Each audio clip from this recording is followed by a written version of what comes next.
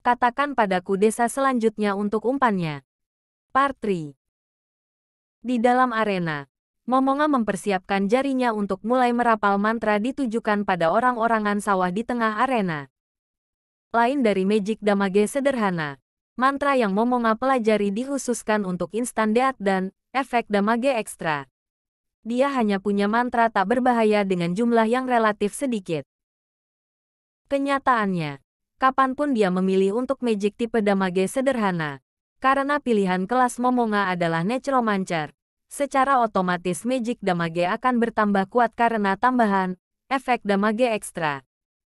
Sebagai hasilnya, mantra damage kecil bisa memberikan damage lebih besar dari beberapa mantra untuk kelas petarung level tinggi. Momonga melihat ke samping dan melihat bahwa dia sudah menjadi perhatian bagi dua mata anak kecil yang penuh rasa ingin tahu. Jantungnya merasakan sedikit tertekan, karena dia merasakan keraguan dari apakah dia bisa memenuhi ekspektasi mereka atau tidak. Momonga kemudian melihat ke arah dua ekor monster besar. Ukuran mereka setidaknya mencapai tinggi 3 meter. Ada campuran tulang naga dan manusia. Otot kuat yang sangat terlatih dan sisik yang lebih keras dari baja untuk melindungi otot-otot ini. Mereka memiliki wajah naga, sebuah ekor tebal seperti pohon dan tanpa sayap. Mereka terlihat seperti naga dengan dua kaki. Lengan atas mereka lebih tebal dari manusia apapun dengan panjang sekitar setengah dari tubuh mereka menggenggam pedang tebal yang menyerupai perisai. Kedua monster ini merupakan keturunan naga yang dipanggil oleh Aura. Sebagai pawang binatang buas, dia mempunyai kemampuan untuk mengontrol mereka dan dia menggunakannya untuk mengatur arena permainan. Meskipun level naga tersebut hanya 55 dan hampir tak mempunyai kemampuan spesial apapun, mereka menyerang dengan stamina yang tidak ada habisnya sambil menggunakan lengan yang kuat. Itu cukup untuk menyamai monster tingkat tinggi. Momonga menghela nafas dan menggerakkan matanya kembali ke orang-orangan sawah. Matanya melihat orang-orangan sawah dan jika diperhatikan dengan jelas, terlihat dia sangat gugup. Sasarannya adalah meyakinkan apakah dia masih bisa menggunakan magic. Dengan memperbolehkan Aura dan Mare melihat percobaan magis ini, tujuan utamanya adalah untuk memperlihatkan kekuatannya dan membiarkan mereka tahu bahwa bermusuhan dengannya adalah hal yang bodoh.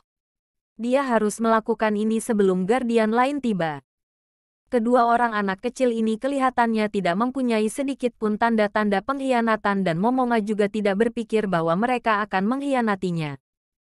Namun, jika dia kehilangan kemampuan untuk menggunakan magic, Momonga tidak yakin kalau mereka akan tetap setia. Sikap Aura terhadap Momonga terasa seperti seorang kenalan lama. Namun bagi Momonga, terasa seperti baru pertama kali bertemu. Bisa dilihat bahwa pengaturan karakter untuk kedua anak ini dibuat dengan sangat hati-hati. Mereka adalah otak kecil bagi guild. Namun, reaksi emosional dan pola sikap terhadap berbagai kondisi masih belum sempurna dan mempunyai banyak kekurangan. Tapi sekarang, mereka telah menjadi makhluk berakal yang mempunyai pemikiran sendiri. Celah ini mungkin akan berefek pada sikap mereka nantinya entah bagaimana. Jika hal tersebut tidak membuat loyalitas mereka melemah, lalu apa yang berubah? Dengan catatan lain, besarnya loyalitas mereka tak pernah jelas tertulis di program kedua anak tersebut. Jadi apakah mereka mematuhi perintah atau tidak, juga bisa bermacam-macam. Jika hanya tidak mematuhi perintah, masih bisa ditoleransi. Namun apa yang harus dilakukan jika mereka benar-benar mengkhianatinya langsung setelah mereka mengetahui bahwa Momonga tidak punya kekuatan yang cukup? Meskipun terlalu paranoid itu buruk, bukan hal yang bijaksana pula mempercayai mereka sepenuhnya. Dengan kata lain, saat ini yang paling baik bagi Momonga adalah bersikap hati-hati. Alasan lain bagi percobaan ini adalah, jika dia tidak bisa menggunakan magic, dia bisa mendiskusikannya dengan Aura dan Mare. Kedua anak ini percaya bahwa percobaan ini adalah untuk menegaskan kekuatan dari tongkat tersebut. Jadi kekuatan magic akan sangat bergantung pada item itu sendiri. Jika ada masalah dengan magic milik Momonga, dia bisa dengan mudah menjadikan tongkat tersebut sebagai alasan. Rencananya sempurna. Momonga tidak tahan untuk memuji dirinya sendiri. Di masa lalu, apakah otaknya selalu setenang dan sefleksibel ini? Tak ada yang bisa menjawab pertanyaan ini untuk Momonga. Keraguan di dalam pikirannya telah dibuang keluar dan dia mulai memikirkan tentang magic yang digunakan di Yggdrasil. Di dalam game, kekuatan mantra magic diratifikasi dari 1 hingga 10 dan jumlahnya sekitar lebih dari 60.000 mantra. Mantra-mantra itu dipisahkan antara tipe-tipe yang berbeda dari sistem.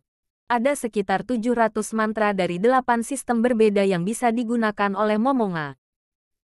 Pada umumnya, pemain dengan level 100 biasanya bisa menggunakan 300 macam jenis mantra.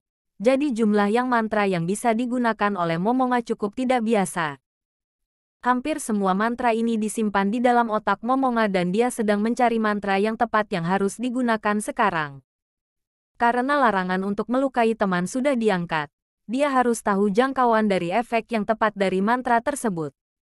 Ini adalah hal yang penting, karena serangan magic tidak memilih jumlah individu, melainkan jangkauan dari efeknya. Tujuan berikutnya yang harus diperhatikan adalah orang-orangan sawah itu. Jadi, di dalam Yggdrasil, dengan hanya menekan icon akan mengaktifkan mantra magic. Namun, karena tidak adanya tampilan antar muka, metode lain harus digunakan. Meskipun sedikit tidak pasti, Momonga hanya memiliki sedikit pemahaman terhadap bagaimana memulainya. Dia merasakan kekuatan yang tersembunyi di dalam tubuhnya. Kelihatannya kontak masih belum dilakukan dengan benar. Momonga berkonsentrasi. Dia membayangkan dirinya terbang di udara. Momonga tersenyum cukup gembira. Dia sudah tahu jarak yang tepat dari efeknya dan berapa lama jarak antara mantra baru yang bisa diucapkan setelah selesai mengaktifkan mantra sebelumnya. Ini semua sudah dikuasai sepenuhnya di masa lalu. Setelah memastikan kemampuannya, sebuah kegembiraan baru menyelimuti dirinya. Dia merasa puas karena dia tahu kalau magic sekarang merupakan bagian dari kekuatannya sendiri, yang mana dia tidak bisa rasakan ketika masih berada di Yggdrasil. Munculnya kegembiraan di dalam dirinya lalu berangsur-angsur kembali normal, bisa dia rasakan. Di ujung jarinya, dia mengumpulkan kekuatan lalu mengucapkan sebuah kata, Fireball. Dia menunjukkan jarinya ke arah orang-orangan sawah lalu sebuah bola api yang semakin membesar meluncur ke arah yang ditunjuknya. Seperti yang diduga, bola api itu mengenai orang-orangan sawah sebagian. Sebuah bola api yang terdiri dari lidah api yang panas melayang dan mengenai orang-orangan sawah itu.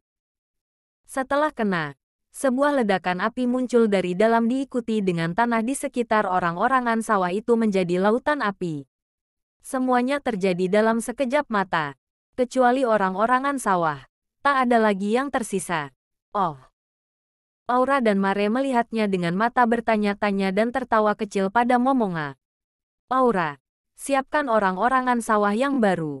Ah, ya. Akan segera saya laksanakan. Pergi dan siapkan segera. Seekor naga menggenggam orang-orangan sawah yang lain, lalu meletakkannya di samping orang-orangan sawah yang tadi terbakar habis. Momonga berjalan ke samping orang-orangan sawah itu lalu menghadapinya dan meluncurkan sebuah mantra. Rising Flames. Sebuah pilar api tiba-tiba muncul mengelilingi orang-orangan sawah itu. Momonga melanjutkan dengan mengucapkan mantra pada orang-orangan yang sudah hancur.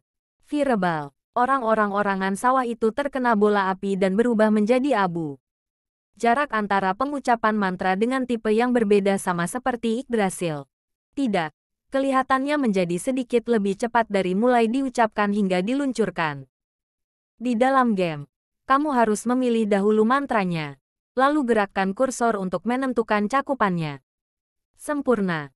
Karena hasil percobaan yang sangat memuaskan ini, Momonga tidak bisa tidak mengeluarkan suara penuh kepuasan. Momonga sama. Apakah Anda ingin saya mempersiapkan orang-orangan sawah lagi? Aura masih terlihat bingung. Dia tahu Momonga adalah magisian yang sangat hebat. Jadi dia tidak berpikir penampilan level sebatas ini adalah hal yang istimewa. Tapi Momonga ingin memberikan kesan pada si kembar bahwa ini bukan hal yang sebenarnya. Tujuan ilustrasi ini sudah tercapai. Tidak, aku ingin membuat percobaan lain. Setelah menolak penawaran Aura, Momonga melakukan tes berikutnya. Message. Objek kontak utama adalah GM. Ketika kamu menggunakan magic, message, di dalam Yggdrasil, selama orang lain berada dalam game, kamu bisa mendengarkan suara dering telepon. Jika tidak ada suaranya, kontak tersebut akan langsung terputus. Sekarang ini, rasanya seperti terdengar sesuatu di dalam pikirannya. Rasanya seperti ada benang yang memanjang dan tak putus dalam mencari orang yang dihubungi. Bagi Momonga ini adalah pertama kalinya dia merasakan perasaan semacam ini. Sulit sekali untuk dijelaskan. Perasaan ini terasa cukup lama. Tapi jika akhirnya tak ada indikasi terhubung, efek dari message akan berakhir. Sebuah rasa kecewa yang sangat muncul dari dalam. Momonga mengulangi pengucapan magic yang sama. Orang yang dipilih bukanlah GM, tapi teman-temannya yang dahulu anggota Guild Ain Soal Gaun. Setelah mencoba lebih dari 99 kali dan tanpa hasil apapun dia merasa menyerah. Dia telah mengirimkan message ke semuanya, ke semua 40 anggota, tapi tak ada satupun yang terhubung. Setelah meyakinkan hal ini, Momonga menggelengkan kepala dengan lembut. Meskipun dia tahu telah ditinggalkan, sampai kenyataan tersebut ada di depannya, barulah dia merasa kecewa. Akhirnya, dia menggunakan magic itu untuk menghubungi Sebastian. Dengan cara ini dia bisa memutuskan bahwa magic, message, masih bisa digunakan dan tidak terbatas kepada orang-orang di dunia ini.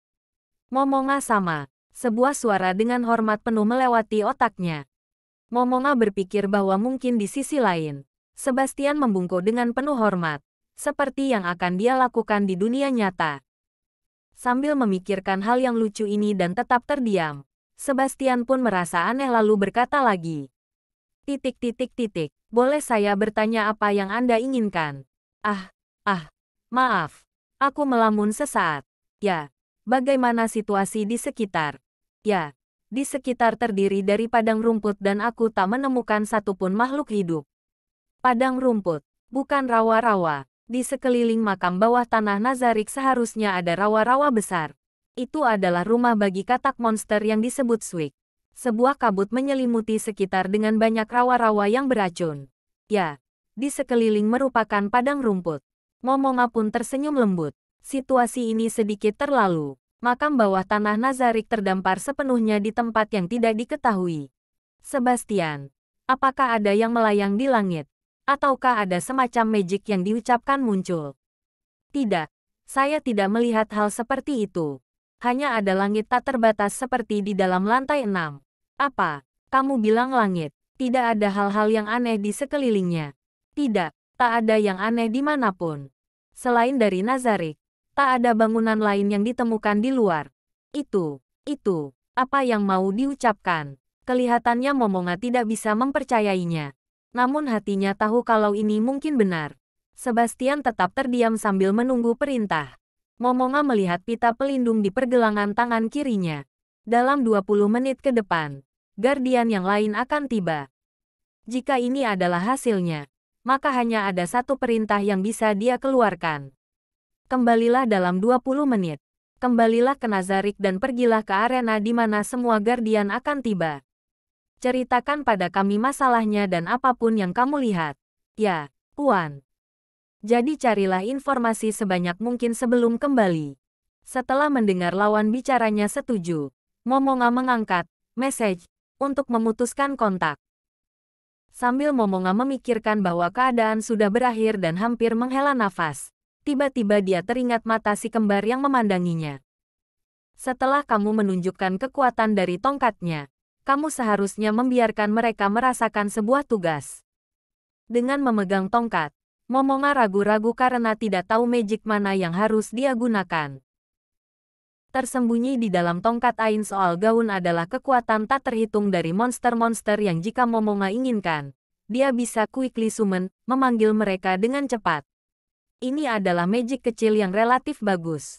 Summon Primal Fire Elemental. Itulah yang dipikirkan Momonga lalu dia memilih batu permata api dan mengaktifkan sebuah mantra yang tersembunyi di dalam batu tersebut. Summon Primal Fire Elemental. Menjawab maksud Momonga, batu yang teruntai di dalam mulut ular mulai bergoyang dan sebuah kekuatan besar tercurah keluar. Momonga memegang tongkat Ain Soal Gaun dan sebuah bola cahaya besar mulai bersinar di depannya. Bola cahaya tersebut mengeluarkan bola cahaya hebat yang lain dengan pusaran api mengelilinginya. Pusaran api tersebut berputar semakin cepat dan lebih cepat lagi, dan akhirnya berubah menjadi tornado api dengan tinggi 6 meter dan lebar 4 meter. Udara panas yang bisa membuat celaka mengelilinginya. Di sudut matanya, dia melihat dua tubuh besar dari bentuk keturunan naga di depan Aura dan Mare. Udara panas tertiup ke arah jubah Momonga sambil mengeluarkan bunyi retak. Tidak heran jika panas yang hebat ini akan menyebabkan luka bakar. Tapi Momonga mempunyai ketahanan terhadap api absolut yang merupakan kelemahan asli dari undead. Jadi tak ada dampak sedikit pun padanya. Segera setelah itu, tornado api besar yang cukup kuat untuk melelehkan logam dan sebuah cahaya yang menyilaukan mengelilinginya, terus-menerus bergoyang hingga menyerupai bentuk manusia. Primal Fire Elemental bisa dikatakan sebagai monster elemen tingkat tinggi dan mempunyai level 85 ke atas. Sama seperti Moonlight Waffle, Momonga juga merasakan hubungan yang hebat antara dia dan elemen api. Wow, suara Aura mengeluarkan helaan nafas, sambil melihat kuat. Sangat tidak mungkin bagi mereka untuk memanggil elemental tingkat tertinggi dengan mantra mereka sendiri. Di wajah Aura, sebuah ekspresi gembira seperti anak-anak yang menerima hadiah Natal muncul. Apakah kamu ingin melawannya? Sedikit terkejut sesaat, Aura mengeluarkan senyum anak-anak yang tak berdosa. Bagi sebuah senyum anak-anak, senyumannya sedikit tidak, tapi sedikit terlalu ganas. Segera setelah dia menyentuh Mare di sampingnya, senyuman yang dia keluarkan kembali ke senyuman yang lebih anak-anak. Benarkah? Tidak masalah, meskipun kamu menghancurkannya. Momonga mengangkat bahu, sampai berkata tidak masalah. Dengan kekuatan tongkat itu, bisa memanggil satu Primal Fire Elemental per hari.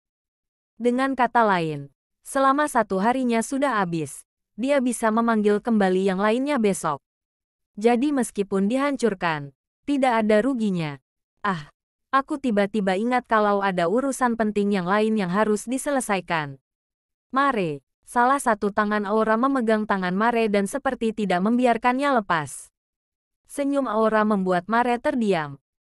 Bagi Momonga itu adalah senyuman gadis yang imut. Tapi jika kamu melihatnya dari mata kembarannya, itu merupakan senyuman kebalikannya. Wajah Mare pun seperti menjadi beku. Mare ditarik ke depan Primal Fire Elemental. Matanya terus melihat-lihat di sekelilingnya, terutama kepada Momonga untuk mencari pertolongan. Mare memberinya ekspresi seperti bunga yang mekar, tapi hanya mendapati doanya kembali dari Momonga. Bunga itu pun langsung layu di tempat. Kalian berdua bermain saja dengannya. Jika kalian terluka, jangan salahkan aku. Oke. Aura menjawabnya dengan semangat. Tapi seseorang tidak bisa mendengar beberapa respon kalimat frustasi yang lirih dari Mare. Momonga merasa bahwa Mare takkan menyimpan dendam terhadapnya hanya karena ini. Dia pun ingin menguji hubungannya dengan elemental miliknya dan memberikan perintah kepada si kembar untuk menyerang Primal Fire Elemental. Menghadapi api yang ganas yang terpancar dari Fire Elemental, Aura dan Mare sedang menghadapi musuh mereka dengan pertempuran 2 vs 1. Aura menyerang api dari Fire Elemental sambil memegang cambuk di udara, sedangkan Mare menggunakan magic untuk memberikan damage. Kelihatannya mereka akan menghadapi situasi ini dengan mudah. Sementara pandangan Momonga meninggalkan pertempuran kekuatan ini, dia mulai berpikir bagaimana dia harus melanjutkan penyelidikan terhadap masalah lainnya. Mengaktifkan magic dan item sudah berhasil dilakukan. Selanjutnya dia butuh menguji equipment miliknya. Yang paling penting adalah gulungan perkamen, tongkat-tongkat kecil, tongkat sihir panjang dan equipment lainnya. Item magic seperti gulungan perkamen akan hancur setelah digunakan. Sementara tongkat panjang dan kecil harus diisi magic sebelum bisa digunakan. Momonga mempunyai banyak item magic. Dilihat dari sifatnya, dia senang menyimpan daripada menggunakan equipment itu. Dia merasa sayang, jadi dia tidak ingin menggunakan item yang bisa dikonsumsi itu. Meskipun menghadapi monster-monster boss, dia tidak menggunakan item recovery yang paling hebat. Dia tidak bisa disebut berhati-hati, dia hanya pelit. Sehingga item-item tersebut perlahan-lahan terkumpul banyak. Ketika dia masih di Yggdrasil, Momonga menyimpan item-item ini ke dalam kotak. Kemana perginya kotak itu sekarang? Momonga mengingat gambaran dia sedang membuka kotak item dan tangannya mulai mencari-cari di udara. Sebagian tangannya tiba-tiba seperti hilang. Sepertinya sebuah jendela terbuka dan tangan Momonga menjulur ke dalamnya. Di tempat yang pada dasarnya ruang kosong itu muncul sebuah lubang dengan beberapa tongkat-tongkat cantik di dalam. Lubang ini dan kotak item Yggdrasil terlihat mirip. Sementara dia menggerakkan tangannya, item-item di dalamnya berubah. Gulungan perkamen, tongkat pendek, senjata, armor, ornamen, batu berharga, dan juga obat serta item magic yang bisa dikonsumsi lainnya semuanya di dalam. Jumlahnya mengkhawatirkan. Momonga akhirnya merasa lega dan tersenyum. Dengan ini, meskipun semua yang ada di Nazarik menjadi musuhnya, Momonga memiliki jaminan keselamatan yang cukup. Sambil memandang pertarungan Aura dan Mare, Momonga mulai merangkum informasi yang dia dapatkan selama ini. Para NPC yang dia temui sejauh ini, apakah sudah terprogram? Tidak. Mereka memiliki indera seperti manusia dan tak ada bedanya. Sebuah program benar-benar tak bisa menampilkan emosi sebaik itu. Bisa dianggap karena suatu alasan mereka menjadi seperti manusia. Dan apa yang terjadi dengan dunia ini? Dia tidak tahu. Karena magic dari Yggdrasil bisa digunakan di sini, maka lebih tepat jika diasumsikan bahwa ini adalah sebuah game seperti Yggdrasil. Tapi menurut pertimbangannya sendiri, ini meragukan. Tidak ada yang seperti dalam game. Pada akhirnya, apakah ini masih game atau dunia yang berbeda? Seharusnya salah satu dari itu. Meskipun agak aneh untuk menanyakan pertanyaan ini. Dalam keadaan pikiran yang bagaimana dia harus menghadapi masa depan. Dia harus memastikan sejauh mana pengaruh Yggdrasil ke dunia ini. Jika monster-monster di dalam Nazarik dan para NPC pada dasarnya adalah data elektromagnetik dari Yggdrasil, maka mereka seharusnya bukan musuh di sini. Masalahnya adalah jika mereka adalah beberapa data yang lain kecuali data elektromagnetik yang terlibat. Maka dia akan menghadapinya dengan sikap yang berbeda. Lebih singkatnya, untuk sementara, dia mempunyai posisi tertinggi di sini dan harus menampilkan tampilan yang meyakinkan jika kamu harus melakukannya dia harus bertingkah selayaknya. Tindakan macam apa yang harus dilakukan di masa depan? Dia harus mulai mencari petunjuk, meskipun tidak jelas bagaimana dunia ini bekerja. Saat ini Momonga hanyalah penjelajah yang tidak tahu apapun. Dia harus bertindak dengan hati-hati dan waspada dalam mengumpulkan informasi. Jika ini adalah dunia lain, apakah dia harus mencari jalan kembali ke dunia asal? Dia merasa ragu. Jika kamu mempunyai teman di dunia lama, seharusnya kamu melakukannya. Mungkin jika orang tuamu masih ada, tidak ada salahnya memikirkan jalan untuk pulang ke rumah. Jika ada keluarga yang membutuhkan dukungan ataupun pacar, tapi ada orang semacam itu yang menunggunya. Hidupnya hanya perulangan dari bekerja di kantor lalu pulang. Setelah pulang dia masuk ke Yggdrasil dan menunggu teman sesama anggota untuk masuk. Aku takut ini takkan terjadi lagi di masa depan. Lalu apa untungnya jika ada jalan pulang? Tapi jika mungkin untuk kembali, dia seharusnya mencari jalannya. Mempunyai pilihan lain selalu lebih menguntungkan. Karena mungkin saja di luar adalah neraka. Apa yang harus dilakukan sekarang? Ucapan Momonga yang kesepian bergema di udara. Part 4. Primal Fire Elemental tersebut pelan-pelan meleleh dan menghilang di udara.